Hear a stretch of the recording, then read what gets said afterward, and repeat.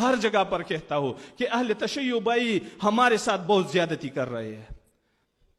یہ جو کچھ ہو رہا ہے ان میں ان کے علماء ملوث ہے, ہم بھی ملوث ہیں, لیکن یہ زیادہ ملوث ہے. کیوں؟ آپ کو پتہ ہے کیوں؟ اس لیے کہ اہل سنت کے لوگوں کے درمیان او واہیات, او پروپیگنڈے, او غلط باتیں مشہور ہے, خدا کی قسم انسان سننے تک گوارا نہیں کریں گے. اور یہ لوگ ہیں کہ بیٹھے ہیں, نہیں جاتے تاکہ لوگوں کو ایسا روشن چہرہ پیش کرے, تاکہ لوگوں کو یہ بتائے کہ یہ ہمارا طریقہ ہے. یہ ساری غلط فہمیاں, یہ دشمن جو اس سے فائدہ اٹھا رہے ہیں, یہ اپنے آپ مر جائیں گے. لیکن کاش ہمارے اہل سنت میں تو یہ ایسے باتیں مشہور ہے کہ بعض اوقات ایسی جگہ ہے, ایسے قریے ہے, ایسے گاؤں ہے کہ اہل تشیع کے وہ دیکھے اور آپ کہیں کہ یہ شیعہ عالم ہے, خدا کی قسم وہ یقین نہیں کریں گا کہ اس کا نہ تو کان لمبے ہے, اس کا نہ تو دو ناک ہے, اس کا نہ تو دم ہے. اس حد تک پروپیگنڈ ہے. قرآن میں تحریف کے قائل ہے, 40 پارے ہیں اور 10 انہوں نے چھپا کے رکھے ہیں. پورے جامعہ ٹٹول کے ہم نے رکھ دیا, لیکن وہ 10 پارے پتہ نہیں کدھر رکھے ہیں. یہ بھی کوئی بات ہے؟ پوری ایران میں مسجد نہیں ہے, اہل تشیع مسجد نہیں بناتے. پتہ نہیں حضرت نے کتنا خون بہا کر یہ مسجد بنائی ہے. ذرا دکھا دیں مجھے اہل سنت ایسی مسجد اپنے جامعات کے اندر. لیکن ان میں آپ لوگ ہم سے زیادہ ملوث ہیں. ایک تحمید کتنا روئے گا, کتنے لوگوں تک بات پہنچائے گا کہ بھائی آؤ ذرا بیٹھو, ایک دوسرے کو سنو. ایک دوسرے کے ساتھ بیٹھنے سے کیا کوپر ہو سکتا ہے؟ اسرائیل, امریکہ, یہودی, عیسائی, غیر مسلموں سے تو ہم بیٹھتے ہیں, لیکن کلمہ گو بھائی کے ساتھ ہم نہیں بیٹھتے, اور بیٹھانے کی اجازت بھی نہیں ملے گی. کیوں؟ اگر ہم بیٹھ جائیں گے تو ایک دوسرے کو سمجھ پائیں گے, ایک دوسرے کو اپنا بھائی ثابت کر دیں گے اور بھائی نکلیں گے.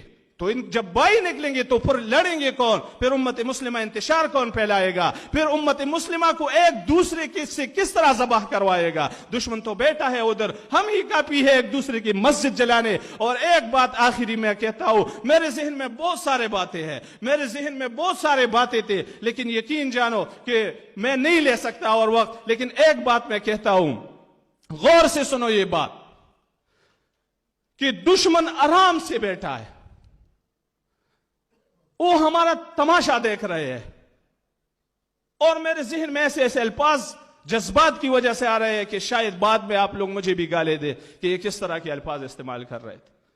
لیکن ہم بہت معذرت کے ساتھ, علماء سے بہت معذرت کے ساتھ, کہ ہم جانوروں کی طرح ایک دوسرے سے لڑتے ہیں اور وہ تماشا دیکھتے ہیں. ایک دوسرے کے مساجد کو, ایک دوسرے کے خانقاہوں کو, ایک دوسرے کے تعلیمی اداروں کو, وہاں پر ہم خودکش کر رہے ہیں. ہم ایک دوسرے کے علماء کو مار کے جشن مناتے ہیں. ہم نے دشمن کا کیا بگاڑا ہے؟ $1 ملین خرچ کر کے وہ شیعہ اور سنی کو آپس میں 100 سال کے لیے لڑوا سکتے.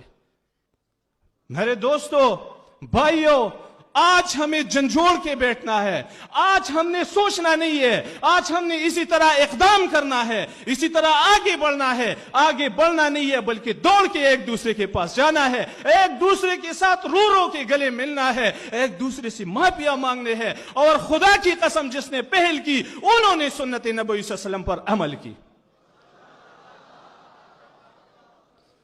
آج ہماری مساجدیں محفوظ نہیں ہے, ہمارے مدارس محفوظ نہیں ہے, ہمارے بزرگ محفوظ نہیں ہے, ہماری عورتیں اور بچے محفوظ نہیں ہے, اور ہم اپنی باری کے انتظار کر رہے ہیں کہ چلو میں تو بچ گیا ہوں, میرا مسلک بچ گیا ہے, میرا فرقہ بچ گیا ہے, میرا مدرسہ بچ گیا ہے, دوسری کی بات چھوڑ دو. میرے بھائیو, اگر آج کسی اور کی باری ہے, خدا کی قسم کل میری باری ہے. دشمن جب آ جاتی ہے تو وہ صرف یہ دیکھتے ہیں کہ یہ مسلمان ہے اور یہ اس کے لیے کافی ہے. وہ کوئی شیعہ, کوئی سنی, کوئی دیوبندی, کوئی بریلوی, کوئی مقلد, کوئی غیر مقلد, کسی اہل حدیث کو وہ نہیں دیکھتے. وہ بلا تفریق سب کو مارتے ہیں, اور ایک ہم ہے کہ ہم ایک دوسرے کے تفریقے بنا کے ایک دوسرے سے دور بیٹھے ہیں.